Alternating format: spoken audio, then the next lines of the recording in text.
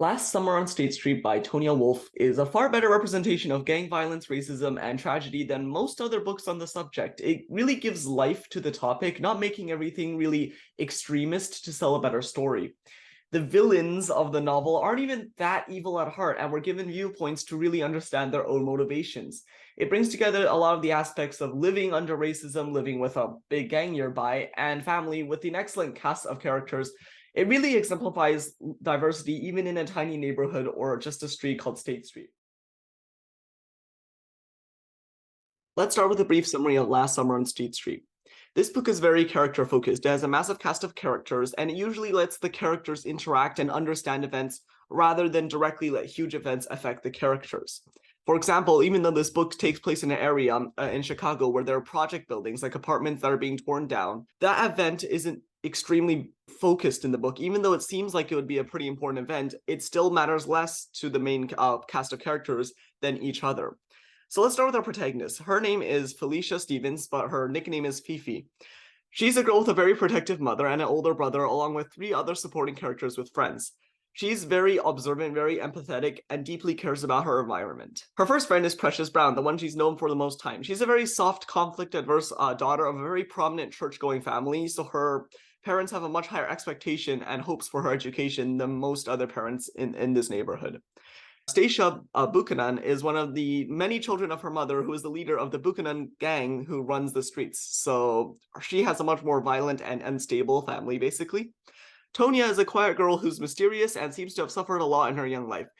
Fifi really wants to get to know her, so that propels the events of the novel. She begins to investigate why Tonya is the way she is and makes it her goal to kind of find out more about her past. We watch as the girls are all faced with increasing violence on State Street, Chicago, and their lives in the Robert Taylor project homes, the ones that are being torn down. Stacia is more of a look into how children are impacted by their surroundings, since she's the one with a less stable household and the daughter of a very prominent gang member. Okay, now onto the review. Last Summer State Street, again, focuses a lot on characters. So we'll start with character development and emotional variation at the same time. So not only do the four main characters, but also the parents, the other characters like Uncle Tim, even the gang members and crackheads get their own characters and feelings, which is really nice. It gives a lot more diversity to the perspective of literally every character, and they're not unthinking automations either. They feel less flat than they would in a lot of other novels, and it lets a lot of people just feel more real than just being plot setups. I think it's excellent. The emotional variation is fantastic, especially for Fifi, because she is so aware of her own feelings at all times, and she's aware of others as well, making the book a very colorful way when you think about it for emotional variation. For ideas, topics, and themes, it talks a lot about forgiveness, especially in later chapters when Fifi is invited to go to church. And even though she nor her mom is particularly religious, they both do it and decide to go to church. And later, Fifi is able to forgive Stacia for the crimes she commits and the damages she does due to her violent upbringing, even if Precious Brown can't. The second theme is racism, but it takes a very interesting approach. There isn't any character in the book particularly that is overtly racist and like hate-filled.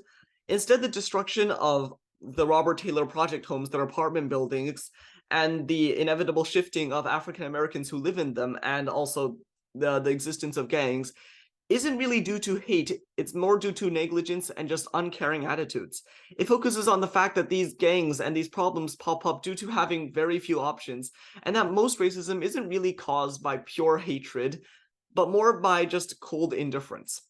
The gangs also are portrayed as very morally ambiguous, as although they commit horrendous crimes described in detail, but they also help a lot in need and bring a sort of order to a location that already barely had any.